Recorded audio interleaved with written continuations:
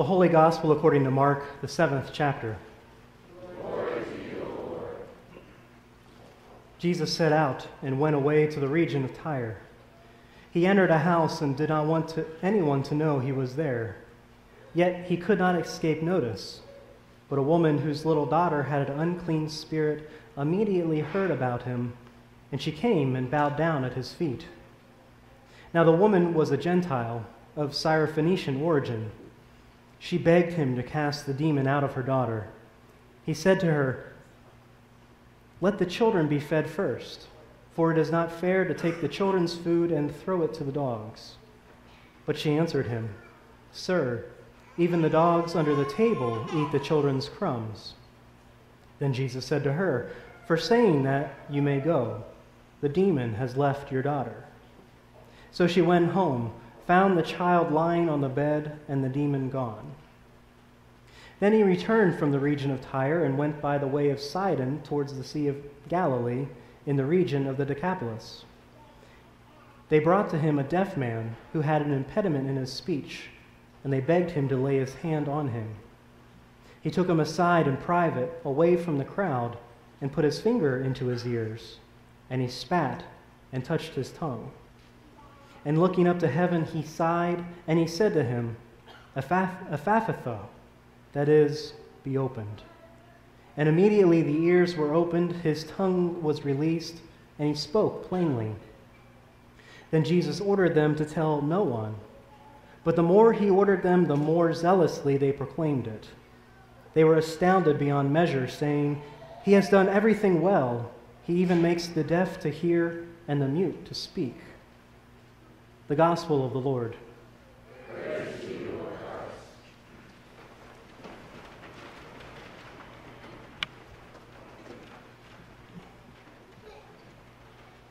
I'm grateful for the many of you who were willing to take the time out of your holiday weekend to set down those burgers and the bubbles and to come together for worship where we can ask that question: how does our faith shape our work, and vice versa? Now, I know many of you might be thinking right now, wait a second, we're going to hear about work from a preacher? Doesn't he only work one day a week? Well, let me just remind you, I also lead the Saturday night service. So that's 2 days a week. But I've seen such a wide variety of things that go on around here when we talk about work. Many of you are in an administrative field or a medical field. Many of you are in the educational field, or many of you quite literally are working out in a field. Many of you are retired and taking that Sabbath following years of work, and many cannot work for various reasons. Many of you volunteer in different capacities, and for many, as we said in the children's sermon, your calling is to be a student. So the work among us, our work is different and varied. Our work is important and challenging, which is one reason for a weekend celebration such as this. But most importantly, our work should always be tied to our calling as a disciple of Jesus. Martin Luther spoke and wrote at great length about this term vocation and the many aspects that it covers. One, in terms of our Christian vocation, that calling for us to be disciples and that claim that's on us as baptized children of God.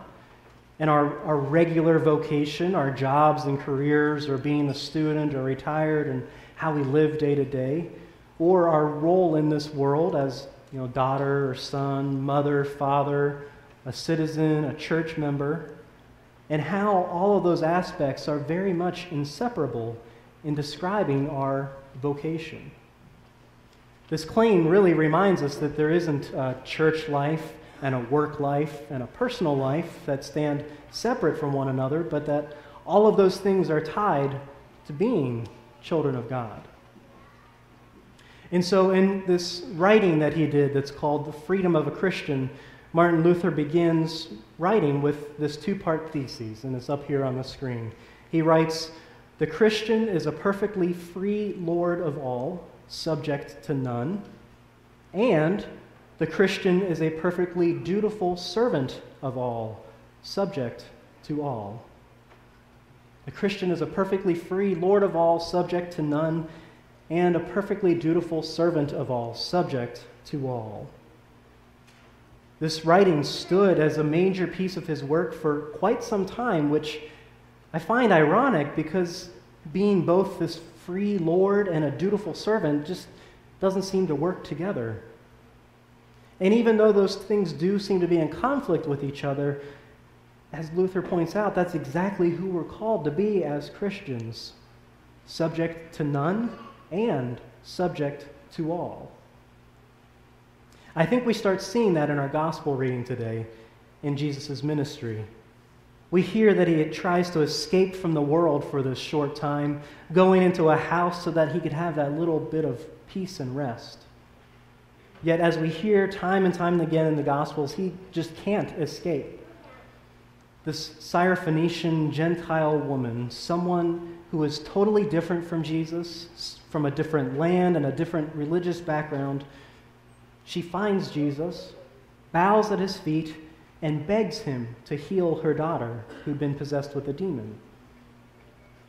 Jesus' first response to her comes from this place and our place of being what I think Luther calls this free Lord of all and subject to none.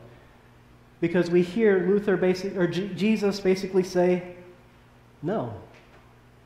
Let the children be fed first. It's not fair to take the children's food and throw it to the dogs.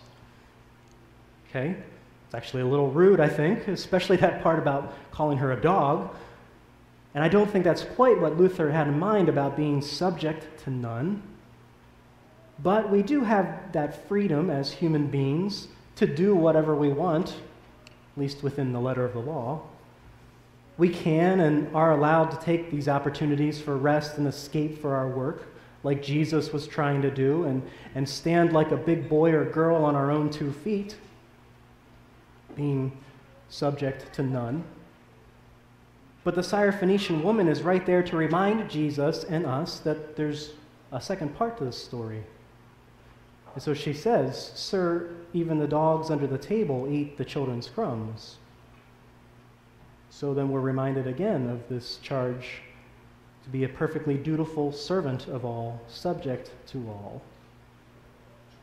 So while we are free people, free to worship how we please, free to follow a career, free to do as we please, a perfectly free Lord of all, we're also to remember that this isn't necessarily our life to live, which are hard words to hear, I'll be the first to admit.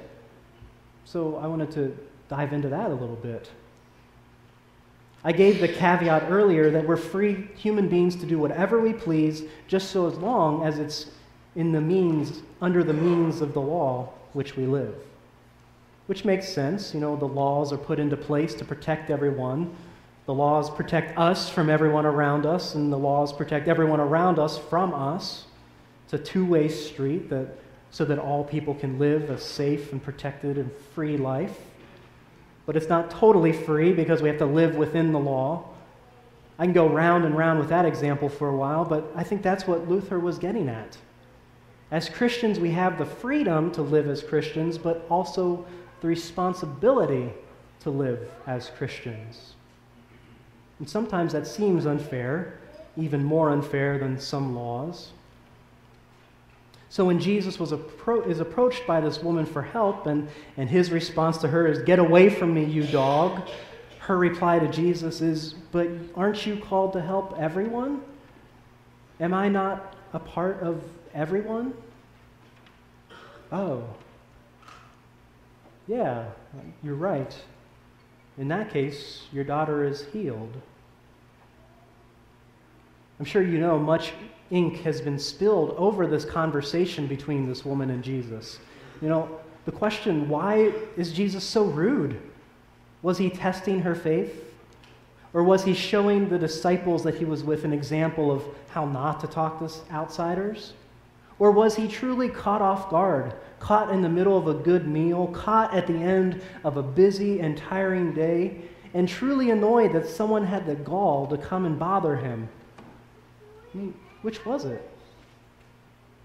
Well, we don't know exactly. The writer of Mark is long gone, so we can't ask him. And while we can certainly glean some good examples and lessons from any of those assumptions, I think we can also glean some great teaching from what is written here.